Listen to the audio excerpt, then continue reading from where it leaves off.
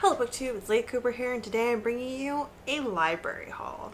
So I've seen these cropping up more and more often on BookTube, and they make me really excited because I love using the library. I am a certifiable library addict. I'm on a 5-year book buying ban. I'm really not allowed to buy any books until I make a dent in my physical TBR, which is huge and not going anywhere very quickly. So the obvious loophole here is that I use my library a lot. Possibly too much because, like I said, I'm not getting through my physical TBR very quickly, but yeah, who cares?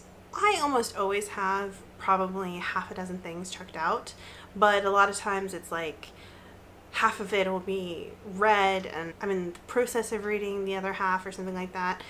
This month though, I've got 5 things checked out all at the same time, pretty much all due back at the same time, so that means I have to, get them read in the same roughly 2 to 3 week period, and I figured I'd share it with you. You've probably seen some of these books if you've watched any of my TBRs for this month, but a few of them will definitely be new. So starting off with the only book I don't have a physical copy of, I have this checked out through Overdrive. That is Curse of the Pharaohs by Elizabeth Peters. This is the second book in the Amelia Peabody mysteries. I read the first one last month. It had its flaws, but it was also kind of just entertaining and a nice little palate cleanser, and I decided to go ahead and keep reading the series to see what I think of the rest of them. I really want to see where her relationship goes in the subsequent books. So I'm really hoping that I enjoy this as much as I liked the first one. Now, for the physical books, first of all, we have The Refrigerator Monologues by Catherine M. Valente. This is Catherine M. Valente's newest book. It's a nice little short, some people would call this a novella. I still call it a novel because it's over 100 pages, like 150 pages, but irregardless. So these are interlinked dialogues or interlinked stories from the points of view of superheroes or the wives and girlfriends of superheroes who have been fridged. In other words, killed off, mind controlled, brainwashed, raped, etc. to further a male protagonist's storyline. And I assume based off the title it's also a little bit of a riff or play on vagina monologues. Really excited to get to this. I love Catherine M. Valente, and this kind of topic is definitely something that I discuss quite often when, talking about in particular film and movies. The next thing I have is also another little novel or novella, however you choose to look at it, and that is Down Among the Sticks and Bones by Sean McGuire. This is the sequel to Every Heart a Doorway. This is obviously a wildly popular series on BookTube, and this book is no less popular than the first one. So this just came out, and I was on my wait list for this book the second I could be, and I think this is a prequel from what I'm hearing in the BookTube sphere about Jack and Jill, who were 2 characters in the first book. They were definitely 2 of the most interesting characters, so I'm excited to read this.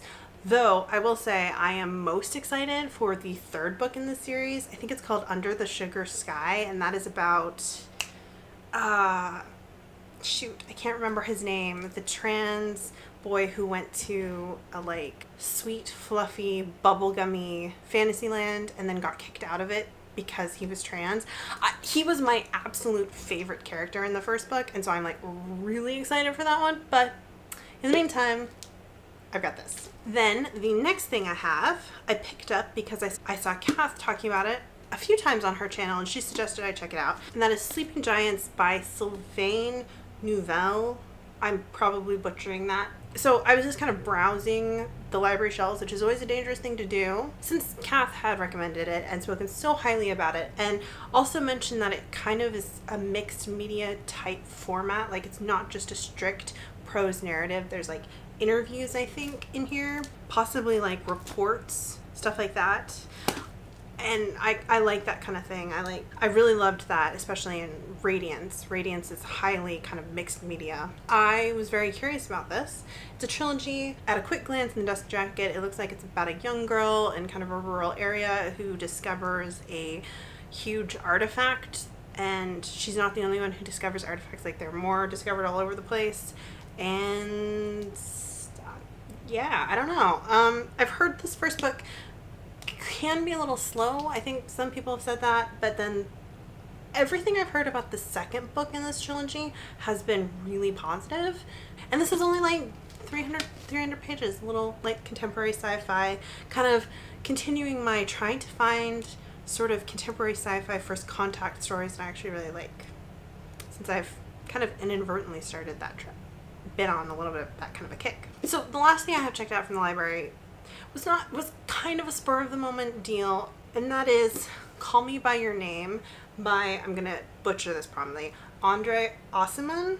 So this book was made into a movie pretty recently. It debuted at Sundance this last year, starring, oh my god, my brain, starring Arnie Hammer. And I saw the trailer for it because it's going to be coming out in like a wider release pretty soon. And it looked so good. Like, I was watching it and it totally swept me away. I'm 100% going to be watching it as soon as it's available. Totally my type of movie. And it's based off this book, which is a 2007 novel. Again, only like 250 pages. It is about a young man. I think he's like 18 or he just graduated high school. He's the son of this kind of famous academic. They have a villa in Italy.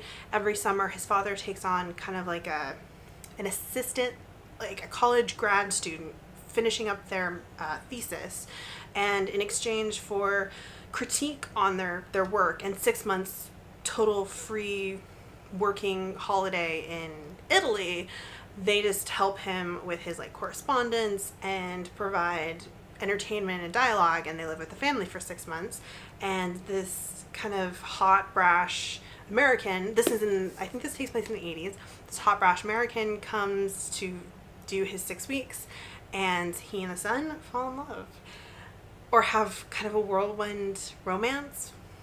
It sounds very like hot and nostalgic, not like hot necessarily in like the NC-17 variety, but more in like it's a hot summer, Italy, lethargic, coming of age, first love story. And I read the first page of this, and that linked with what I have seen of, you know, the trailer for the film. I can tell it's going to be soul destroying, just completely, but also in a really good way.